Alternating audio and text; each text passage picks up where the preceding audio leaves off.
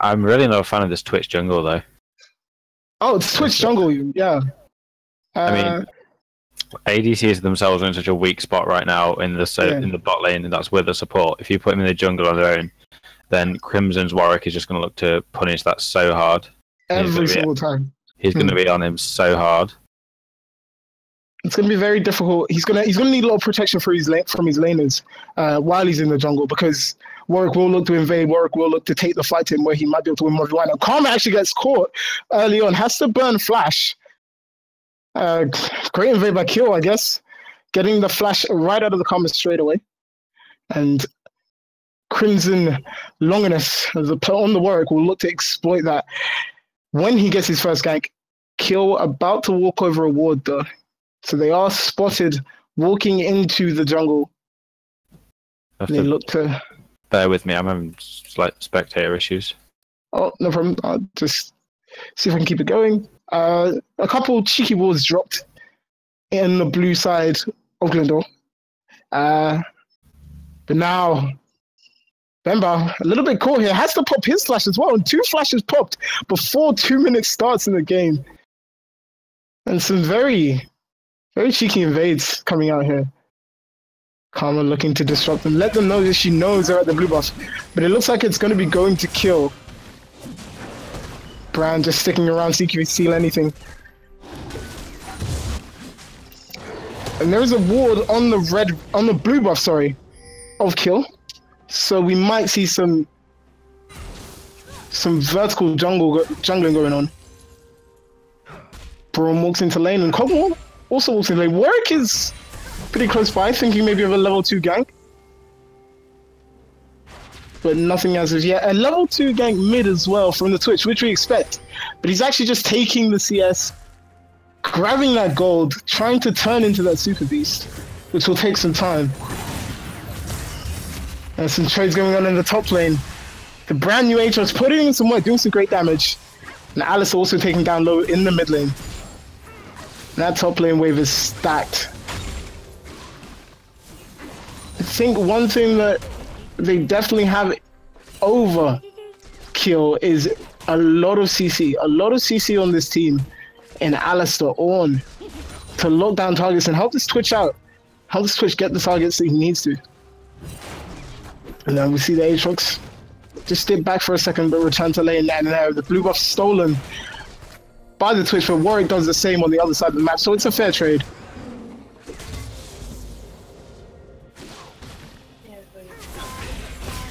And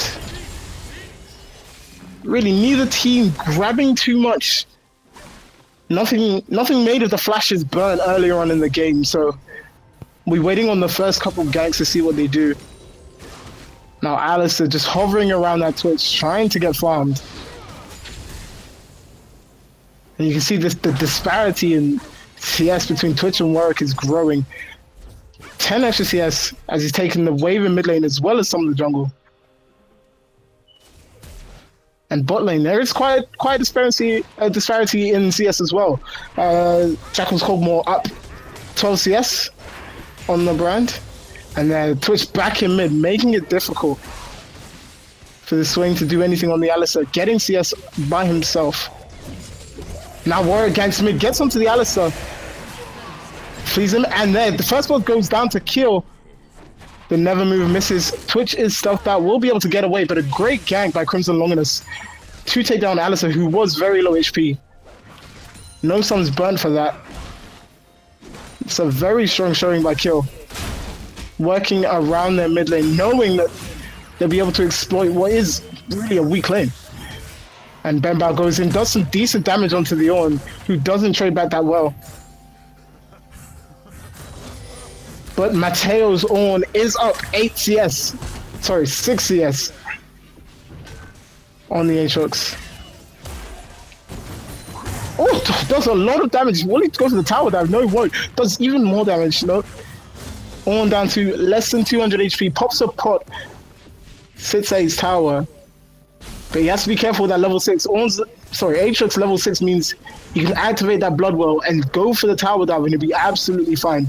And where we see Crimson Longinus showing himself around top lane, they might be looking for this dive. Nope, heads off, backs off, and spotted on a ward. Mateo stays safe for a little more. And Kill definitely taking the initiative with the jungle, knowing that they won't be able to outfarm the Twitch. Trying to get some pressure on the mid lane. And the Scuttle Crab will go to Kill. Apologies to anyone watching, I am back here now. Yep, welcome back. I think. So you haven't missed much, just a kill in the mid lane. Going to Crimson Longinus on the Warwick. Okay, but we do see the Twitch is out farming the Warwick considerably. But is that necessarily a good thing when you've got to think that Twitch is known for his early ganks and he wants to be on there, he doesn't want to be farming? Yeah, he hasn't managed to pull off anything. Really just been going to the mid lane and grabbing CS. Hasn't pulled off any crazy invisible ganks. And the CSA's gain has really been matched, really, by the kill from Crimson Longinus. I think we have to keep an eye on top lane. Benbal's Aatrox may look to dive Mateo. He's really low HP. And they both have access to their ultimates now. And bot lane has been a fairly stale affair. Both teams happy to just farm it out. I mean, I'm sure Jacko will be happy about that. He's known for his cog war. And I think he just wants that farm, he wants that time to just chill in lane, especially versus this Brand Karma. No. The ultimate activated by Swain. Howard dies, flees. Here's the Twitch is dead. I'm sorry, this is insane. I actually can't see anything. They managed to get the kill tower diving. Don't get the second kill onto the Alisson. They're really setting back this Twitch from getting to his hyper carry state. Hasn't been able to get any sort of kills, hasn't had any sort of impact on the map, and it feels like Kill playing 5v4. The Nevermore hits and Swain absolutely explodes the Alisson. Tower dive comes out from the Aatrox. He resurrects, so he's absolutely fine. The Ram comes out from Ornn and misses. The top lane looking just as spicy as the rest of the map. Most of the kills, well, all of the kills coming from mid lane and jungle. And the mid-jungle duo of Yams and Crimson Longinus outdoing Doodlebug and, oh, what is that name? KYEMW. The Aatrox does get back up to higher HP. Ornn still very low. He's been out here for a long time. Yeah, the Ornn can just, if he needs to, sit and build the health if he really wants to do that. He's opted into the Sheen and armor really, just try and survive a bit of that Aatrox and trade back just as well. And one thing I'd like to bring attention to is the Swain. Currently 2-0. Yam Swain 2-0 has that Rod of Ages build, so he's already stacking. That's a super early Rod. He's going to be really hard to stop once he gets going. And I think he'll take his chances 2v1 into this funnel comp that they're running. I think the Twitch Alistar, he can probably, with his AoE, he can probably just beat them out the lane if he really wants to. I think he's happy just sitting there stacking his Rod. Very true. One thing that I am surprised about though is even though Kill seems to be very ahead of pretty much all sides of the map, they aren't really stepping forward, grabbing that vision. They have scuttle control, but aren't looking to take vision deeper. They know that the Twitch isn't really going to be able to fight the Warwick and Swain 2v2. So I haven't really looked to push further. I'd like to see them, advance, get a bit more vision so they can play a bit more liberally. And, we see Swain do that now, walks into Red Side Jungle, doesn't drop a wall, just checks out some of the camps. And you've got to consider it's going to be difficult for them to step forward into the jungle because they know the Twitch and Alistar are walking around together all the time. Someone gets caught 2v1, they're really stuck. And the Braum can't go in with Warwick because he's just going to, then that leaves the Cogmore alone. He's just going to get punished so hard by this Karma Brand, sorry. Excuse me. Well, Kill currently in the driver's seat, up 3k. And they're really looking to dominate through this mid lane jungle duo. Yeah, we see Twitch Analysis still holding hands through the topside jungle while Warwick farms. Twitch definitely up in CS, but losing on impact in the game. We'll see how they look to bounce back as bot lane recalls. Jackal gets himself a recurve bow and some Zerkers. Oh. So he's gonna have plenty of attack speed to get off that his W damage. Yep. Working towards that Rage Blade, as you expect the Kog'Maw to do. It's what he goes after, so he's got the lethal tempo, so will he want to go for the rapid fire cannon build, which literally get that extra long range attack to proc the lethal tempo? In the top lane, Aatrox's being taken down by Ornn and Twitch. He's not going to be escaping from that one, or is he? Nah. Yep, the Sponge managed to get the kill, and Doodlebug has his first successful gank. And that's going to suck for Benbow. He was really dominating that lane. Answered on the other side of the map by Warwick taking Drake. That air Drake will help keep them mobile around the map. And now we're looking at a 4-man dive down bot lane. They take down, well, lots of CC going down, and Karma and Brand just have no answer to what was a well-planned gank after taking Drake from kill, and now they get Drake and the first tower. Great map play by them, honestly. Realizing that Benbow is going to be, absolutely dumpstered in top lane by 3 people, and they decide, okay, we're just going to play on the other side of the map, and they manage to secure Drake and first tower. I think I'm seeing this all a bit before you. I think we're a bit desynced. Oh, what's your time? Here, plus button.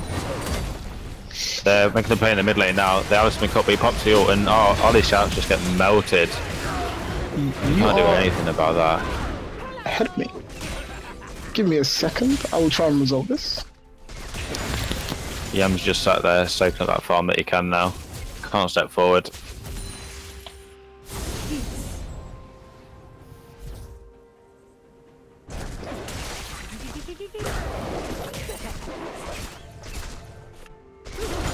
Still just hugging each other. This Twitch Alistar actually might become a problem. Twitch getting those kills that he needs, getting the items, getting the gold. He's got the Blood Razor and the Berserker's Greaves now. He's definitely very strong. He's going to be a big team fight threat. If you got the and the brand damage on top of that, that's just a huge team fight that Keel really don't want to go into right now.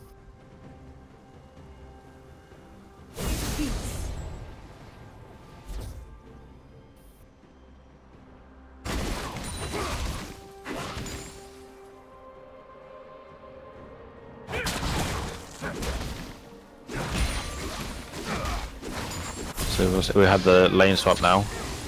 So Cog Brahma just sat in the top lane. Going to push that on under, look to punish him. If you look at the minimap though, we can see that Alistar Twitch are heading up to there. They're on the Rift Heralds. This should be free unless... No, they got it.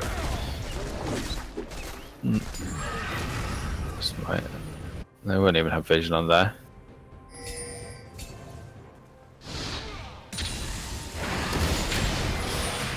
Oh, that's a nice route there by Yams. There he gets stunned back. He trades well. He's super tanky now with his Merc Treads and Rod of Ages.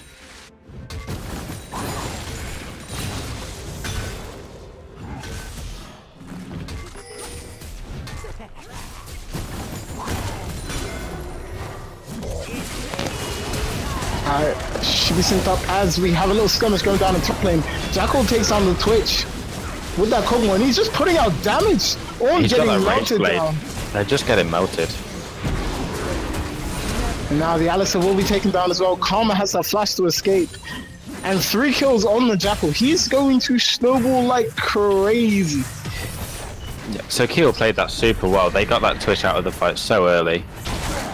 And yeah, Twitch is their whole threat right now. It's a funnel comp on the Twitch, so everything's based around him. But Keel take him out early, and it's just their game. Jackal's free to auto attack. And there's more than one threat on the side of Kill with the Swain, with the Kog'Maw, so they don't have to put all their eggs in one basket. And they're really showing a mastery of understanding how to play the meta right now, how to play against these funnel comps, and they're really doing well. Twitch lagging even further behind, and he's gonna have to pull out a miracle. All of them are gonna have to pull out a miracle to come back from this game. They're currently down around 8k gold, and then the Twitch gets taken down again. The Nevermore catches, and Benbow secures the kill. And this is looking really difficult for them to come back from. Kill up 5 towers to none. Well, that's what they're just getting the kills, winning these fights and skirmishes, and then taking the objectives after. And that's what they need to do. That's how to win a game of League of Legends. Doesn't matter how much gold, how much CS you have on the Twitch. If you can't take the towers, if you can't take the drakes, then you're not going to win the game. So what do you think? What do you think they have to do to come back? What is the win condition right now for them? They really just need to focus on protecting that Twitch. He got the early kills, but then he's been shut down ever since. They just need to put everything, the Mantra Shield onto him from the Karma, and then use the brand to peel rather than damage at the start with the stun. You've got the Alistar to protect him, and even the Ornn. It's not about that big team fight wombo combo anymore. It's about just keeping that Twitch alive long enough to get his sustained damage off. And I think they need to look at not fighting right now. They just need to soak up this farm, let the Twitch soak up the farm, maybe give a bit more to the brand now so they have the multiple threats. But what's really scary is that Kog'Maw. That Kog'Maw won't stop getting stronger, and later on in the game, he's going to be shredding through the tanks. He's already shredding through the tanks, really. Braum. He's not far off the Nash's Tooth anymore. He's opting into that AP build, so if they really want to do that, Alistar and maybe later on, but definitely Ornn in the very near future needs to start working towards this adaptive helm to survive that Kog'Maw damage. It really helps cut it down. And what we're seeing from Kill here, lots of advanced vision, lots of vision to keep them safe. Knowing where their enemy is and just moving correctly around it. And Drake will spawn in a couple seconds, Twitch going invisible. They're trying to see if they can make a play here. They don't see the swing, I don't think, but now he walks fast. No, EQ fell by the Alistar, never move hits onto the Twitch. But nothing comes as of yet. They're just flexing muscles right now. But that could have been a big pick onto the Swain. He does well to get out there. And Kill. Trying to see if they definitely win the 5v5. I think they'd want to take it. Never move hits on 2. And the one goes in. And then he's absolutely shredded. Alistar goes in as well. Kog'Maw's just destroying everyone. Kog'Maw shredding past the HP bars of all of this team. And it's triple kill for Kog'Maw, and it's looking absolutely, it's looking so bleak. Kog'Maw getting so strong. Jack was showing us all why he got that Challenger in Flex. Very proud of his Challenger in Flex. The joke queue, as some people call it, but definitely showing us he's no joke. Did well to sit in lane and just absorb all of that pressure, and then just turns it on when he needs to. A questionable engage by Mateo on the Ornn, and he sort of baits his entire team in, and because they don't get the priority target of Kog'Maw, he's just sitting in the back, spraying away, getting rid of those health bars. And Kill are in a commanding position now. 14 kills to 3, about to claim the second Drake of the game. Up 13k, 6 towers.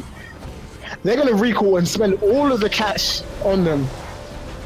And a little bit of BM in chat. Good job, guys. Nice draft. But there definitely was a way for them to win the game. I don't think they lost in Champ Select. No, I completely agree with you. I think this wasn't decided in Champ Select at all. It was down to the execution of the comps. And at the end of the day, Keel just outplayed the funnel comp. They focused Twitch down in the key fights needed to. That gave them the lead to take the objectives. And this is what I love about the new meta that's building. You either take an ADC and play it conventionally, or you can play these funnel comps. But either way, it's a fun and exciting game. It's always different. You will always see something new. And then Twitch getting caught once again, has to flash away to escape. We see Ornn in the top side. That Ornn's in trouble. Getting caught by the bomb, completely stacked. He's not long for this world. Will we see the world end of this close out? Doesn't need to. The BM's there. They're recalling. They know they've got this game in the bag. A little bit of bad manners coming out. They're letting farm. How polite. Ornn, can he make the great escape? No, he can't. Crimson Longinus takes him down. Finally, puts him out of his misery. I think they were trying to wait and give it to the Kog'Maw. Trying to get even They didn't want to risk the escape there. Jackal almost made it. Almost made it to collect some free gold. But now 20 seconds to the battle spawns, and that's what Kill are looking towards. And I really don't think that they can investigate it. The suppression lands on the Karma. Karma taken down. And that's going to be 4v5 for the Baron. Well, Mateo will spawn in time, but I don't think there's anything they can do about it. even if they do all their over the wall damage, the Twitch ult, they've got the Braum shield, just the Unbreakable to block all that. There's no way they can contest this, not safely. And even if they go in, I think Keo just destroy them. They just back off. Swain waiting on ward. TP coming out, and Keo continue with the Baron. We see a pink ward going down. There's gonna have to be a miracle steal from Doodlebug's Twitch. Swain taking kind of low, pops his ultimate, managed to get some damage down onto Twitch. Alistar also taking down pretty low, and they're on melted. This Brand damage is insane. The Brand just. And Brand gets a double kill. On the Brand they're all just grouped up. And that might be what saves them. That's 1,000 gold going onto the Brand just for shutting the Kog'Maw down there. I don't think it's enough. It's up to Baron for now. And that's really important for them to even think about getting back to the game. Oh. Yams just destroys the Brand. Yep. Nothing he can do about that. He's too far up, not respecting him. Probably should have sat back and taken the kills they had, let the CS come in, realize that there was not much Kill could do on the map. But dies, losing some of that. Well, gets shut down, claims a 600 gold bounty. And now Kiel, I'm not going to call it a throw, right? But Kiel were definitely in a really commanding position and perhaps could have played that better. But I still think they're really in a good position to win this game.